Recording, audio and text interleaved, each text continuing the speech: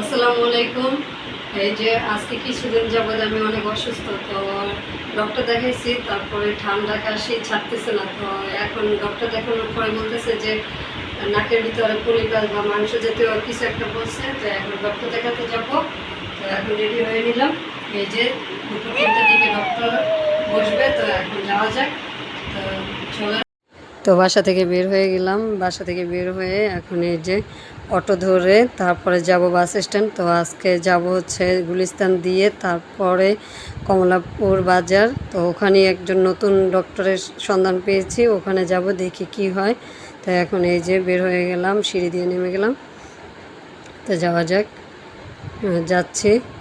তো মানে আমার নাকের যে পলিপাসটার জন্য অনেক ট্রিটমেন্ট নিয়েছি, তো কোনো কাজ হয় নাই, কোনো ওষুধে কাজ করে নাই। তো ওখানে হচ্ছে হোমিওপ্যাথিক। তো দেখি এবার কি হয়। যেহেতু নাকের মাংসটা বলে গেছে, দেখি ওনার ওষুধ খেয়ে যদি আল্লাহ তালা ভালো করে। তো এবার অটো নিয়ে চলে যাচ্ছে বাস স্ট্যান্ড। এই যে বাসে উঠে গেলাম। বাসে ওঠার পরে হচ্ছে যাইতেছি। তো এই যে যাওয়া যাক। এই যে আর আকাশটা ছিল মেঘলা, অনেক মেঘ ছিল, মনে হচ্ছে যে অনেক বৃষ্টি আসবে। তো যেই ভাবনা সেই কাজ। দেন তারপরে অনেক বৃষ্টিও আসছিল। আর এই যে বাসের মধ্যে থেকে একটু একটু ক্লিপ নিচ্ছিলাম। এই যে মতিঝিল চলে আসছি।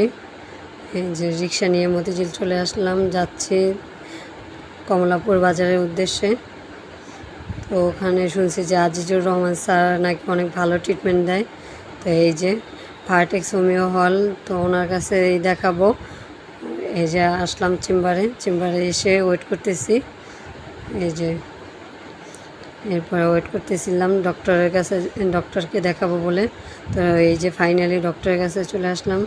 তো ডক্টর সব কিছু জিজ্ঞেস করলো, নাক দেখলো, বলতেছে যে অনেক নাক মানে নাকের ভিতরে যে মাংসটা ওটা নাকি অনেক মানে বেশি হয়ে গেছে। তারপর হচ্ছে নাকের হাড়গুলো বেঁকে গেছে। তো এখন ওষুধ দিতেছে, যদি আল্লাহ তালা মানে ইনশাল্লাহ সুস্থ হয়ে যায়, এরকম কিছু বলতেছে যে ইনশাল্লাহ সুস্থ হয়ে যেতে পারবা।